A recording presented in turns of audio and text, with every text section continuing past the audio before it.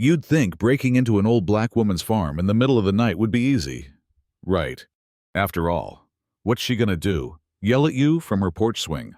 Yeah, that's what they thought too. Right up until the first shot shattered the night.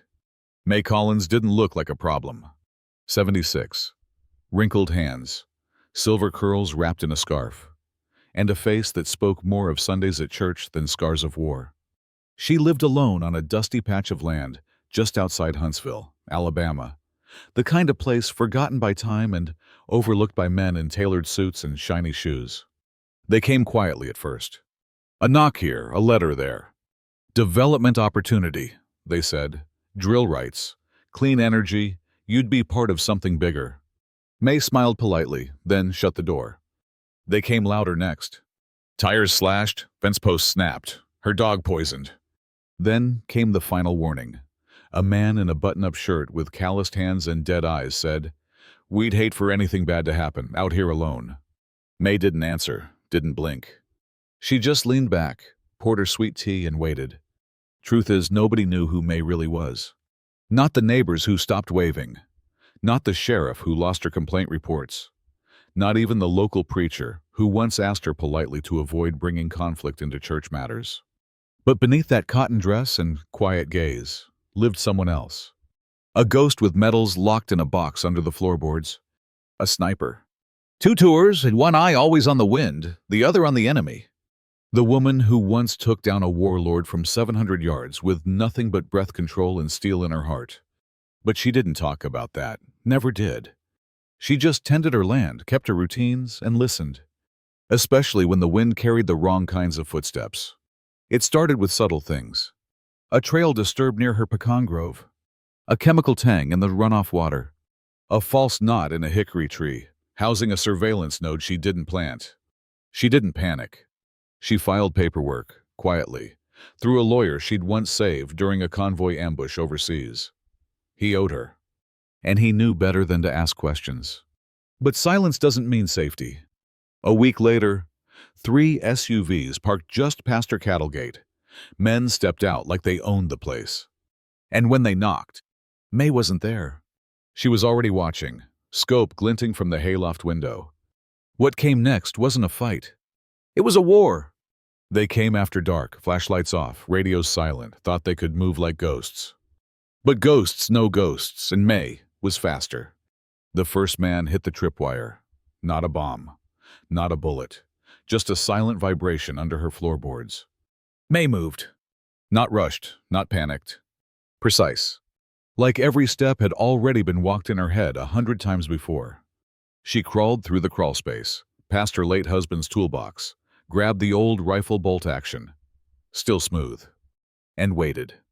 When the flare lit up her stairwell like hell's heartbeat, she didn't flinch.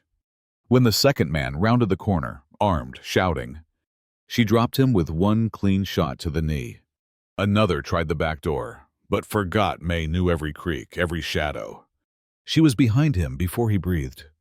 "You shouldn't have come here," she whispered, then knocked him cold with the butt of her weapon. But here's where it gets complicated. Because people saw the mailman, the kid from the feed store, even Pastor Lorne, who had once warned her not to make waves. They all saw the aftermath. Bodies zip-tied, weapons disarmed, a gas mask left dangling like a warning from the porch. And yet, no one helped. They crossed the street when they saw her coming. They whispered instead of speaking. And when Mae passed by the sheriff's office, the same sheriff who buried her husband in a crash they called accidental, he stared straight ahead like she was glass. There was one, though. Mariah, a city reporter doing a piece on agricultural zoning. Until Mae slid her a flash drive with GPS logs, land filings, and old CIA satellite images. "Why me?" Mariah asked. Mae looked at her for a long beat. "Because they think your voice don't matter. That's how they slip the noose around our necks and call it progress." Mariah took it, quietly, hands shaking. And for a while, she tried. Filed a report, got threatened, got pulled from the assignment. And when she visited Mae again, her eyes said everything. "I'm sorry," they whispered without sound. She turned away, silent, ashamed. Then came the final night. Mae stood on her porch. One last storm brewing in the sky. The kind that made the trees lean low, like they knew something was coming. And it came. 3 trucks. 6 men. No headlights. They spread out, methodical, military. But they didn't know what Mae had done the night before. She'd looped their comms into a dead frequency, scrambled their GPS, rerouted their drones. And when the shooting started, they weren't aiming at Mae. They were shooting shadows. One man panicked, fired at his own teammate. Another slipped into the compost ditch Mae had dug last spring, lined with nettles and barbed steel. The last one. He made it to the porch. Breathing hard, gun shaking. Mae stepped out of the shadows, calm. "You're done," she said. "Who are you?" he stammered. She smiled. "Just an old lady with a long memory." By dawn, the headlines were spreading. Illegal land seizures linked to sheriff's office. Veteran exposes statewide racketeering network.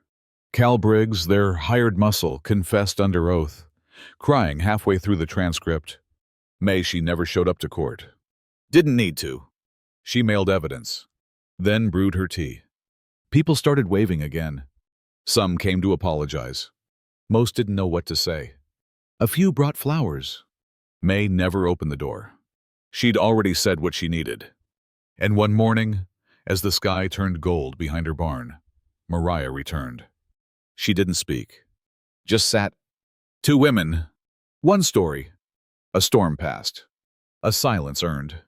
And now the town has a new sign. Collins County, founded on legacy. Funny. They renamed the whole place after her, but still haven't figured out who she really was. You tell me, was justice served? Did she go too far or just far enough? Leave a comment below. And if you believe in truth, in grit, and in quiet justice, don't forget to like, subscribe, and share this story.